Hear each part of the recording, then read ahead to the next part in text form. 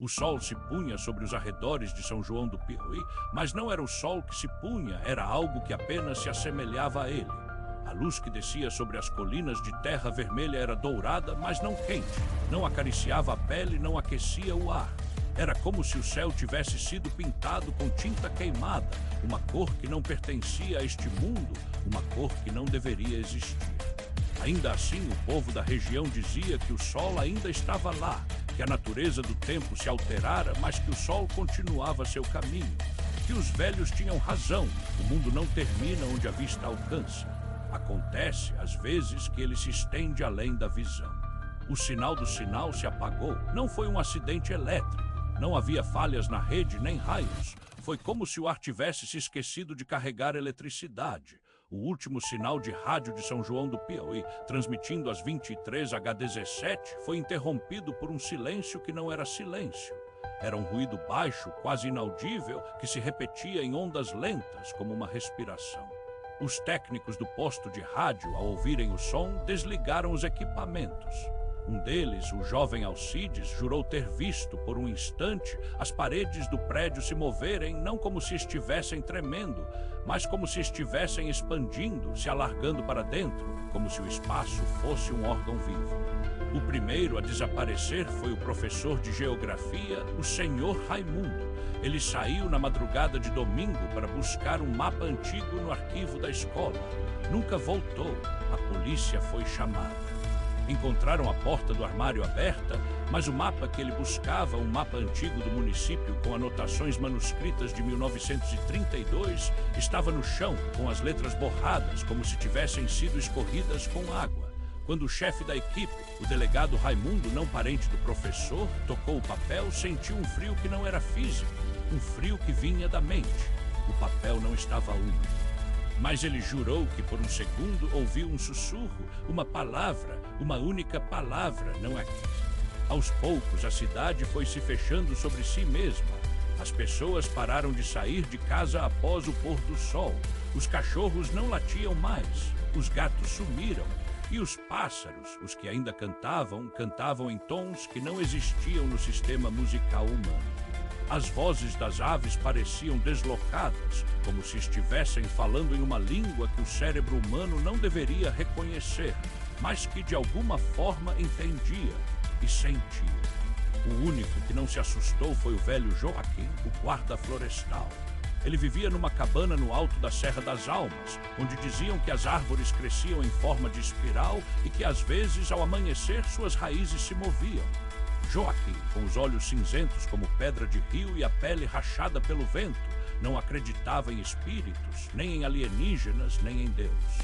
Ele acreditava apenas no que podia ver, tocar, sentir, e o que ele sentiu foi um tremor no chão, não de tremor, mas de batimento, como se o planeta tivesse um coração e ele tivesse começado a bater.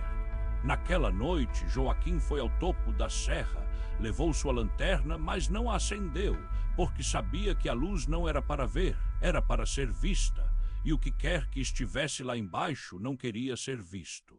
O céu estava diferente, não havia estrelas, mas não era escuro, era opaco, como se o firmamento tivesse sido coberto por uma tela de seda grossa, preta, mas translúcida, e no centro do céu algo se movia, não era um objeto, não era uma luz, era uma presença, uma falta, uma ausência que ocupava espaço. Como se o próprio tempo tivesse sido dobrado e a ausência de algo, um ser, um lugar, uma ideia tivesse se tornado visível. Joaquim ficou parado, não se mexeu, não respirou, só olhou e então algo se abriu no ar. Não foi um buraco, não foi um portal, foi uma distorção, como se o ar tivesse sido dobrado sobre si mesmo como papel e revelado um espaço por trás. E ali no centro do céu algo estava sentado, não era humano, não era animal, não era coisa, era uma forma de silêncio, uma presença que não fazia som, mas que fazia o cérebro gritar. Era grande, mas não tinha dimensões. Era escura, mas não era negra. Era como se o escuro tivesse forma e essa forma tivesse olhos. Joaquim sentiu as pernas fraquejarem, mas não de medo, de reconhecimento. Ele sabia o que era, não pelo que via, mas pelo que lembrava. Uma lembrança que não era dele, uma lembrança que vinha de algum lugar onde o tempo não existia. E então ele ouviu, não com os ouvidos, com o crânio, uma voz que não era voz, era uma informação. Uma ideia que se insinuou entre os pensamentos como um veneno que não mata, mas transforma. Vocês não são o fim, vocês são o começo, vocês são a pergunta. Joaquim caiu de joelhos. Não chorou, não gritou. Só sentiu o corpo se abrir por dentro, como se algo tivesse passado por ele, não pelo corpo, mas pelo ser. Sentiu o tempo se desenrolar ao seu redor, não em linhas, mas em espirais. Viu o passado, o futuro, os mundos que jamais existiram, todos se cruzando no mesmo instante. Viu a própria morte, não como fim, mas como um ponto de virada. E viu a verdade, os humanos não tinham descoberto o universo. O universo os estava reconhecendo. Eles não eram o centro, eles eram apenas uma das respostas. E essa resposta era errada. Quando voltou à cabana, o mundo estava mudado. Não as árvores, não as pedras, não o céu, mas ele era diferente. Seus pensamentos não eram mais dele, eram deles. O que ele pensava agora era o que eles pensavam. E ele entendia com uma clareza inacreditável que o que estava acontecendo não era uma invasão, era uma reunião. Uma reunião que havia começado há milhões de anos antes do primeiro ser vivo, antes do primeiro planeta, antes do tempo.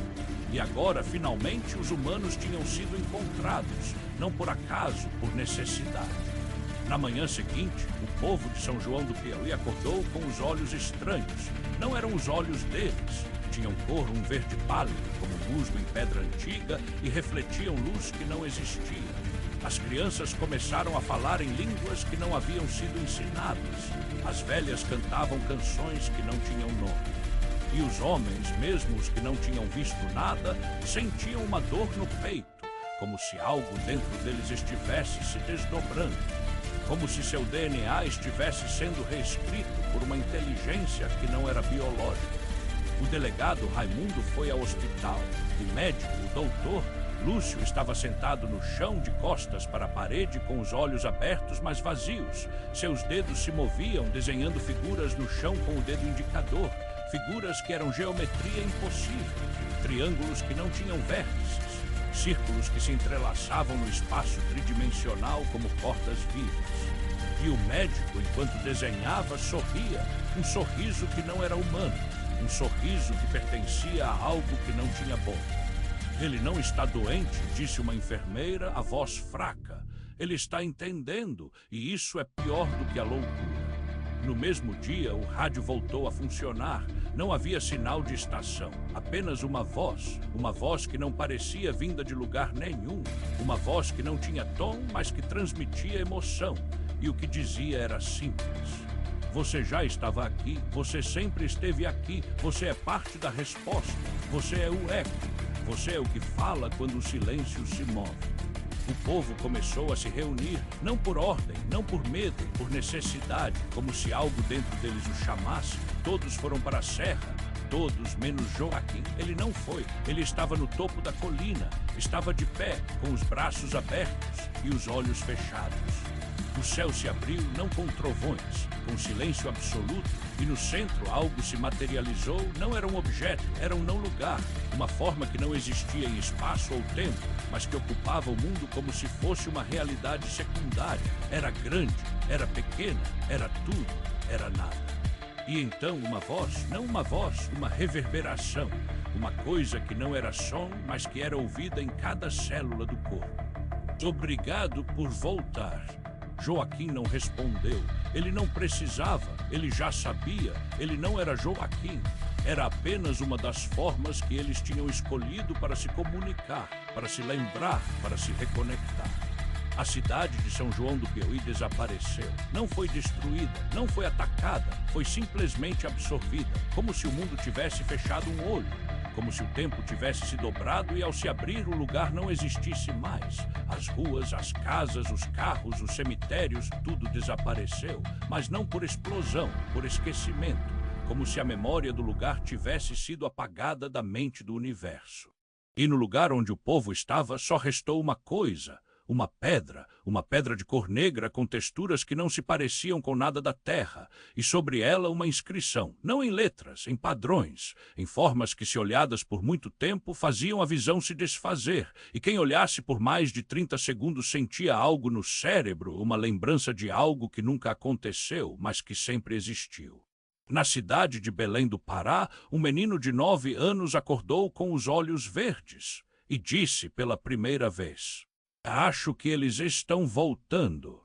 No dia seguinte, o sol se pôs, mas não se pôs. Ele se curvou, como se o céu tivesse se dobrado e o sol estivesse agora dentro de um lugar onde a luz não deveria existir. E no fundo do mar, nas profundezas do Atlântico, onde os humanos nunca chegaram, algo se moveu. Não foi um peixe, não foi um navio, foi uma sombra que não tinha forma, mas que ao se mover fez com que os peixes se afogassem em silêncio, sem gritar, sem lutar. E seus olhos, quando foram encontrados, estavam cheios de estrelas. O universo não é vazio, ele está repleto, só que não do jeito que imaginamos. Ele está repleto de coisas que não deveriam existir, e elas não vêm para destruir, elas vêm para lembrar que o que chamamos de realidade é apenas um eco, um reflexo, uma sombra projetada por um olho que não vê. E quando você olhar para o céu à noite e vir uma estrela que não está no mapa e sentir que algo está te olhando, não corra, não grite, não feche os olhos, porque se fizer isso você já está dentro e eles já sabem seu nome. Porque eles sempre souberam. E agora você também sabe. Você não é o que pensa que é. Você é o que eles estão esperando. Você é a resposta. Você é o eco. Você é o que fala quando o silêncio se move.